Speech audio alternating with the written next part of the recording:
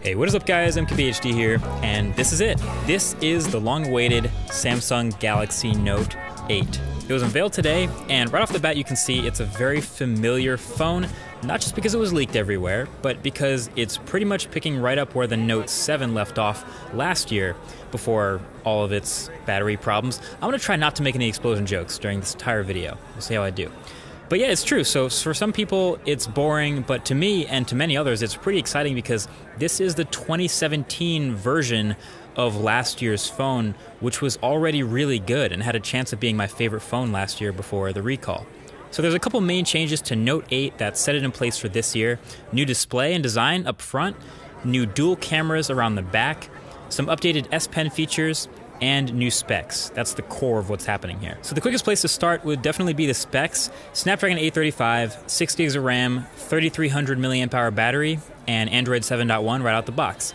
So right about what you'd expect, not the biggest battery in the world since they're not pushing it to the absolute limit, but of course fast charging and wireless charging are on board for those who use it. And then you have the slightly updated design with the new display up front. It's a 6.3 inch 18.5 by 9 Quad HD Super AMOLED display, and it just looks incredible. You can see thin bezels, of course, since it's 2017, up top and on the bottom, and it has those slightly curved corners of the display too, like the S8 had. But yeah, it's a huge display, and it's a big phone too, don't get me wrong, but of course the thin bezels make it feel like it fits in the same body size or same footprint. That's not really much bigger at all than last year's phone. It's crazy how reasonable this phone makes a 6.3 inch display look. But other design changes, yes, this phone does now have a Bixby button. Kind of saw that coming from a mile away, but they're doubling down on it, and maybe, you know, Bixby's improving, getting software updates, getting better. And a lot of people are, of course, pretty bummed by the fingerprint placement up on the top of the back of the phone. The fingerprint reader, and I actually wasn't that concerned with it when I was playing with the phone, but then I remembered my hands aren't the same size as everybody's. So if you hand this phone to someone with normal sized hands, it will definitely be a different experience. So I get it.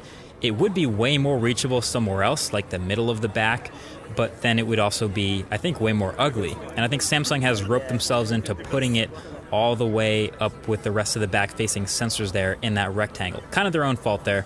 Either way, this phone has, you know, iris scanning and facial recognition and some other ways of securing your phone biometrically if you just can't stand that back-facing fingerprint sensor. The S Pen is also now improved since this is a Note, so anyone who uses this will definitely appreciate it. The tip is thinner, that's like the #1 thing I noticed right away, and it also has even more levels of pressure sensitivity. And in the software, they've made improvements to all the stuff it works with. So like screen off notes, and actually the wheel that pops up when you first take out the S Pen. I don't know if you could do this with the last Note, but you can spin it around and even add whatever apps you want to that carousel. So it kind of acts like another quick launch carousel, which is pretty cool in case you have a certain other assistant you like to launch.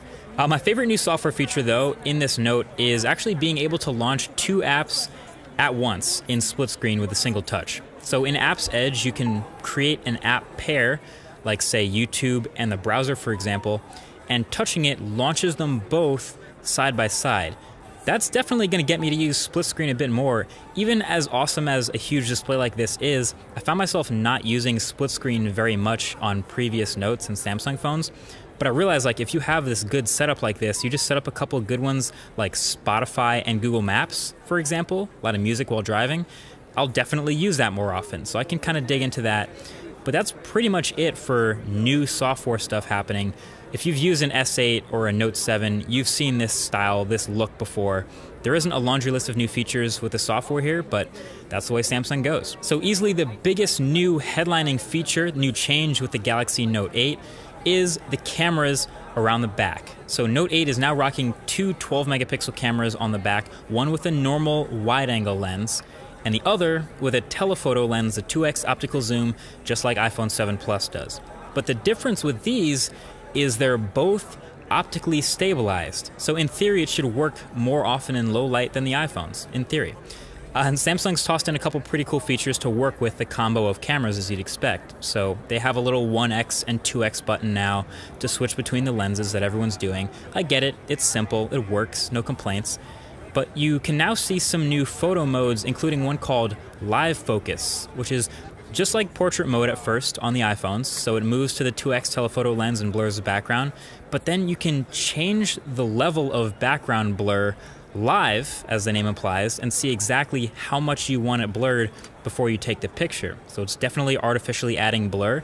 And then once you take the picture, you can go into the gallery. But with these, it also simultaneously captures a photo with the wide-angle lens and the telephoto lens at the same time. And you can also now still adjust the level of added background blur after you've taken the photo, which is pretty awesome. So now obviously I want to keep messing with the camera to see how good this blur effect actually is.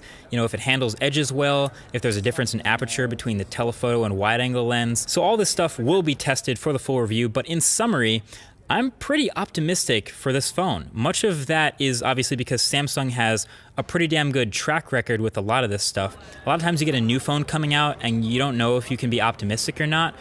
And this Note 8 is going to be an expensive phone, coming in at around $1,000 US retail when it drops on September 15th. So you really want to be able to trust what it's going to do is everything you want.